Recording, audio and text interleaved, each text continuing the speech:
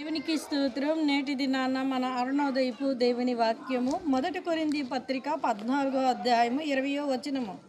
సహోదరులారా, మీరు బుద్ధి విషయమై పసిపిల్లల కాక దుష్టత్వం విషయమై శిశువుగా ఉండుడి, బుద్ధి విషయమై పెద్దవారై ఉండుడి. హల్లెలూయా.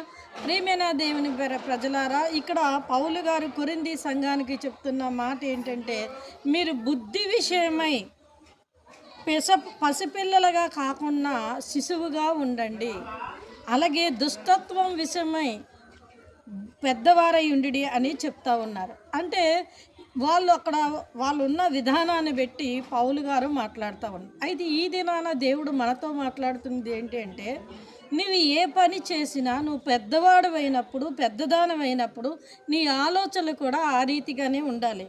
పిల్లల వలె పసిపిల్లలు ఏది పడితే అది తినేస్తారు, మట్టి తినేస్తారు, అది తినేస్తారు, ఎవరితో అయినా మాట్లాడేస్తారు, ఎక్కడికైనా వెళ్ళిపోతారు.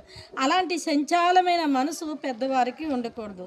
నీవు పెద్దదానవై నువ్వు జ్ఞానాన్ని పొందుకున్నావు కనుక నీ జ్ఞానానికి తగినట్టుగా నువ్వు ఎలా నడుచుకోవాలో నీ బుద్ధి విషయంలో ఆ విధంగా నడుచుకోమని దేవుని లేఖనము నీకు తెలియచేస్తూ ఉంది.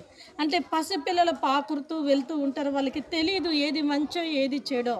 కనుక వాళ్ళు అవసరమైతే అగ్గినైనా చేత్తో పట్టేస్తారు. పెద్దవారు అలా అగ్గిని చేత్తో పట్టరు కదా, ఎందుకంటే అది అగ్గి కాలిపోతుందని మనకు తెలుస్తూ ఉంటుంది.